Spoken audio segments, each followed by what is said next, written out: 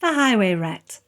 After supper, Wally clears the table and sets about washing the dishes, leaving Molly to read a bedtime story to the mice children. Now you'd think that the children would choose a nice, comforting sort of book to read before going to sleep. Perhaps a funny story of a crocodile who eats donuts, or a joyful adventure to the land of rainbows to meet a beautiful unicorn. But not our little mice. Their favourite story is the Highway Rat. Now, the Highway Rat is the worst sort of crook that you'll ever find in a children's book. He's a rogue, he's a bully, he's a thief of the night, he's a rat without honour, full of malice and spite. His eyes are red, his fangs are yellow, his breath is bad, he's a smelly fellow. His satin cloak is tired and worn, and his left ear is battle-worn. His sword is sharp and gilded, and he carries an old-fashioned gun, which he loads with shot and powder and fires off for fun.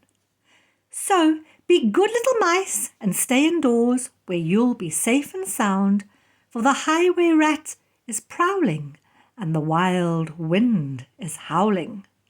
The end. Right, that's it for tonight, says Molly as she closes the book, and she's about to shoo them all off to bed when Buttercup asks in a scared little voice, "Is he real, Mummy? Is the Highway Rat real?" Molly reaches to give her little girl a comforting hug. Nobody knows for sure. There are those who say they've seen him, and others who think he's just a storybook character. But I can tell you that it's very dangerous for little mice to be outside at night, for the Highway Rat is not the only dangerous creature who could be lurking in the shadows. But don't all animals sleep at night? Asks Bean. Oh no, there are many nocturnal animals who sleep all day and are awake all night. You know, seeing as there's no school tomorrow, I'll let you stay up a little bit longer than usual, and I'll tell you about some of the nocturnal animals who live in our area. Open the window, Beans, and tell me what you hear. Beans opens the window wide, and the children listen to the night sound.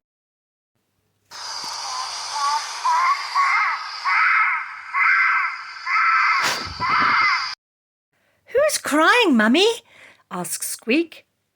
Molly laughs. That's not somebody crying. That's a bush baby's call, and bush babies get their name because their call sounds like a human baby crying.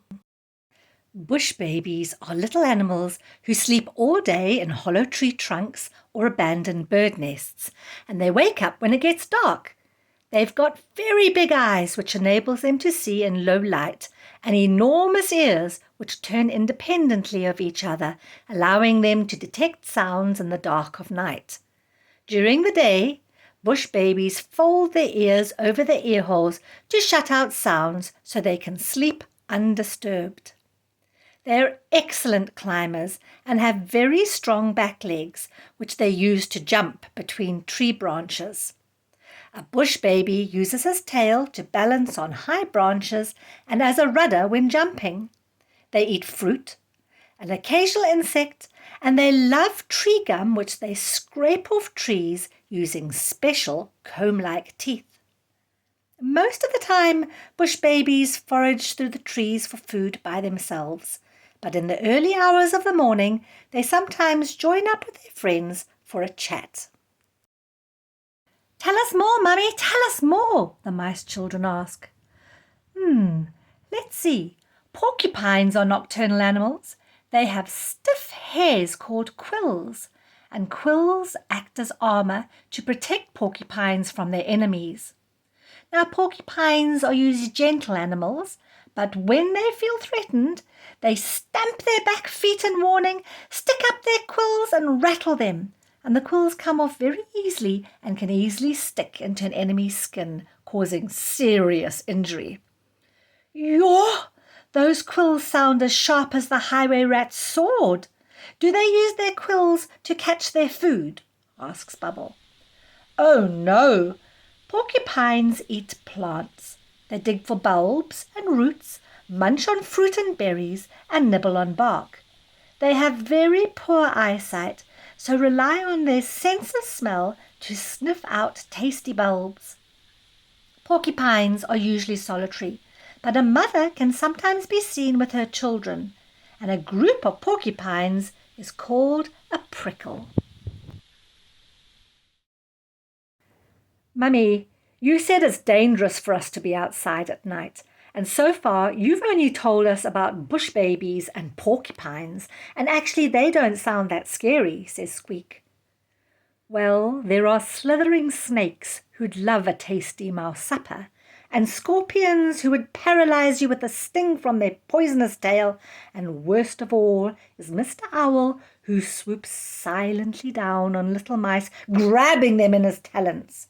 That's why your daddy and I tell you never to go outside at night. The little mice look pale and scared. Right, that's enough for tonight. It's time for bed. And she gives each one of them a hug and sends them on their way. The Nibbles children rush up to their room. Bubbles looks under his bed just to check to make sure that there's nothing scary lurking underneath.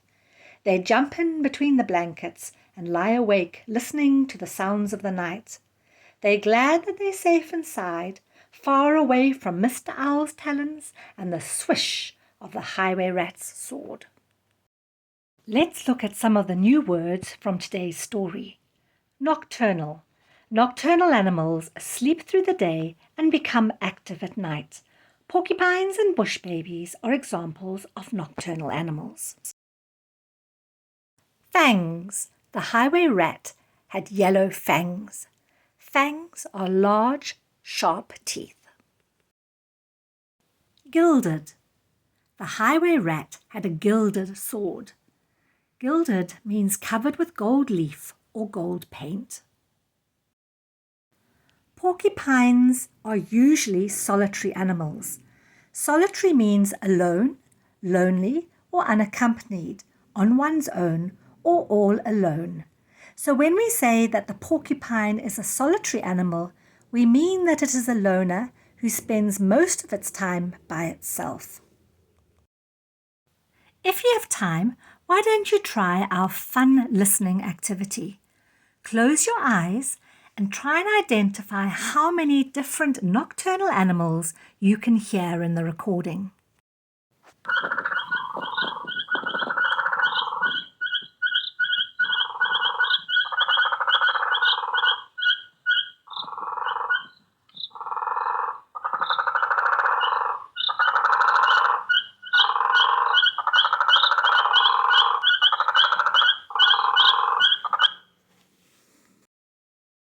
Did you hear the cricket?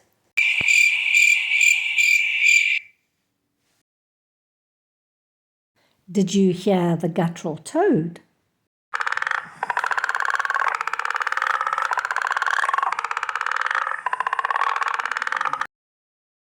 What about the red toad?